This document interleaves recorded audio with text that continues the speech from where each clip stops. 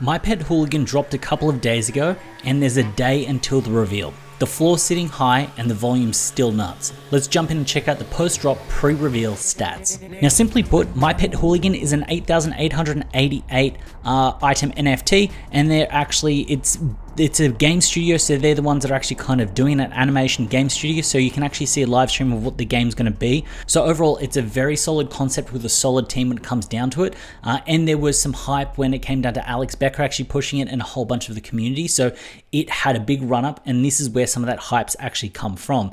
Now if we have a look at OpenSea to get a snapshot of the project before jumping into the stats, we can see the 8,888 here with the 5,000 owners. Great distribution, and the floor price sitting at 0.45, and the mint price was 0.08, so at 0.45 it's sitting well above the mint price. Let's jump in and have a look at the stats in Nansen.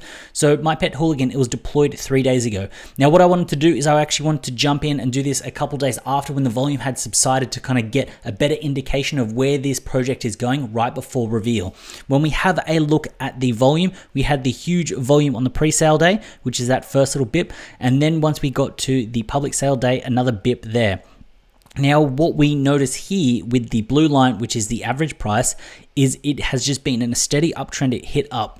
Now what is interesting is that over the day after, there was a real big sense of FOMO, and you can see that the price kept running up.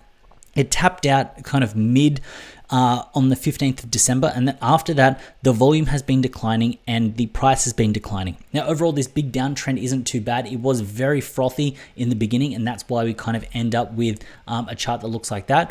So it would actually kind of take a day or so to kind of see where this plateaus, but we are getting to the reveal in the next day or so, so we can kind of see that the floor price is going to be sitting looks like above that sort of 0.4 mark and below the 0.5 mark.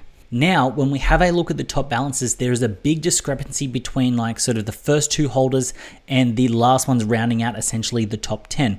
The top holder has 100. Then we've got the sort of 10th holding at around 18. So there is a difference of about 5 times when it comes down to the top 10, which does kind of worry a little bit when it comes down to the first one holding 100. Now, the reason that this is a holder and it's not necessarily a community wallet is the fact that there are some receives, but there are a lot of buys. So you can see someone essentially sweeping the floor, buying at sort of 0.26 there. So you can see that they've actually have done some purchases, and they actually are holding Sin City Genesis passes as well. So it's not a community wallet, just in case you were thinking that with that kind of rounded number when it came down to it. Now, when we actually have a look at some of the other holders, when we bump across, once we kind of get to the top 100, it's sort of 100 people are holding 5 or more. So this is a nice, good distribution, and this kind of makes sense with the fact that we're kind of sitting around that 5,000 owners with the 8,888. Now, when we have a look at the top balances over time, what we can see here is that the majority of them are buying in and holding and accumulating. There is one of them that has offloaded a small little of their bag, and I'm guessing they kind of had a bit of a run up and taking some profits because they are still holding some. And I believe that the top balances are waiting for the reveal. Smart money over time, they're in and holding apart from that one outlier. With the smart money jumping in and holding, I'm thinking they're seeing the potential when it comes down to the play to earn aspect of the game, because the team is sort of skilled and they've actually got essentially a minimum viable product that they can show people, and they were live streaming on YouTube. So that's kind of a cool aspect when it comes down to it, and that's where I think some of the smart money is kind of seeing the potential when it comes down to this project. Having a look at the unique addresses, we can see that at the initial kind of sale day, it kind of popped up to 4,800, and it's risen up to 4,990. So just sort of 10 under that 5,000 mark. When it comes down to the percentage holding one NFT, we're sitting at 62%. Now, sitting at 62%, I think that's a great number to kind of be sitting at. And the fact that we're sitting at essentially sort of 5,000 addresses out of the 8,888, that's well above that 50%. So I'm happy with the distribution of this, and it feels good because it feels like the fans in the community are essentially holding it, which is good because it means they can actually kind of play the game and earn the tokens, and that's what will drive it forward. It would be bad if there was essentially sort of 2,000 people holding everything, then it would be kind of locking off that game. And when it comes down to the balance of diamond hands, we can see that it is sitting at around that sort of 7,000 mark. So it's very high when it comes down to the amount of NFTs that are kind of being bought and hold, and they're not necessarily flipping and they're waiting for the reveal or playing the game and kind of seeing how that actually runs out because of what the team are actually doing. Heading over to the profit leaderboard, we can see here the top profit taker, essentially 6.5 ETH. Then we get a 2 all the way down to 1.5. Now, what I kind of am seeing here is the fact that the top profit taker has bought 3, sold 1, still in the game. Next one, bought 3, sold 2, still in the game. And then the rest of the top 10 are essentially out. But it's kind of nice to see that some of the top holders are actually still in the project, even though some are all out when it comes down to that project. They would have got in, made that kind of quick flip when it ran up to that average of around sort of 0.6 ETH mark right before that public sale. Now, when it comes down to the top 5 buying addresses, what you'll notice here is there is a huge clump around this 0.45 mark. Now, when it comes down to the smart money, where the smart money is buying, what you can see is you can see a big line here at the sort of 0.08 mark, which is essentially the mint. But what you can notice is that the smart money, it's almost following where the average was actually running. Now, what I actually mean is I'll superimpose this chart here and put it over this chart, and you can see that it is almost following the exact same line. So it shows that when smart money is looking at this project, they're seeing something long-term and they're kind of getting in, and it doesn't matter. They're not trying to buy in at a discount. They're just trying to get into the project, to hold the project, to ensure that they do have a piece moving forward, which to me looks like they're seeing something long-term in this project and they really want to be a part of it, which is really good to see. Coming down to the recent transactions, this is still moving fast.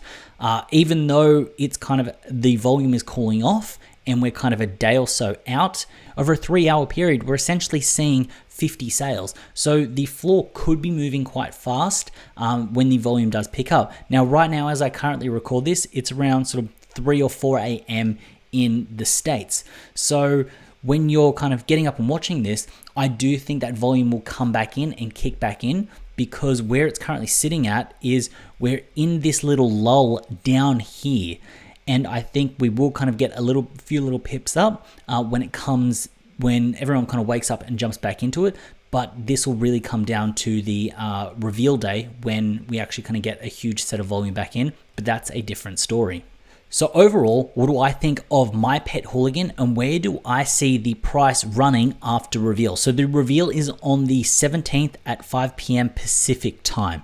Now, what will happen is the price will dip after reveal. This is pretty much a given when it comes down to projects. It's very rare that a project will kind of boost straight after reveal, so there should be a dip. If there is a dip, what I'm looking at here is if we halve the current price, so it drops by 50%, we should get to around that 0.2 mark to 0.25.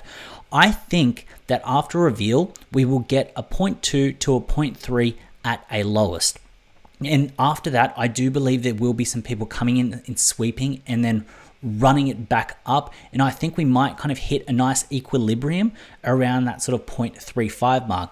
Now, I'm saying this equilibrium of a 0.35 mark, this is contingent on the team not announcing anything, not doing anything, no partnerships, nothing. This is just the project as it is.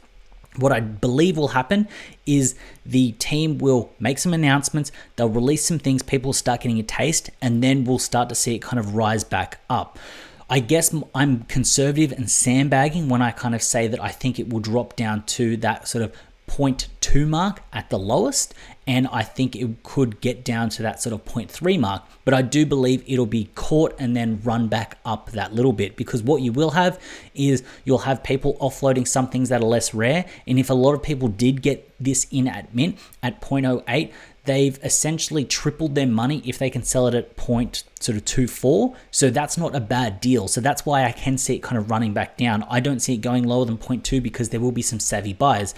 This is the type of project that if it did run down to a 0.2, I myself would buy in, which is a great question. Will I buy into this project? I will be looking at it after reveal to see where the price goes.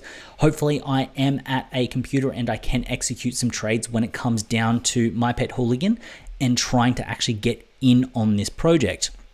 I would be aiming for a sort of 0.2 to a 0.3 because that's where a lot of buyers, that's where that very top holder was actually kind of scooping up and buying some off the floor. So that's why I kind of have a feeling that that's where a good entry point would be for a large holder.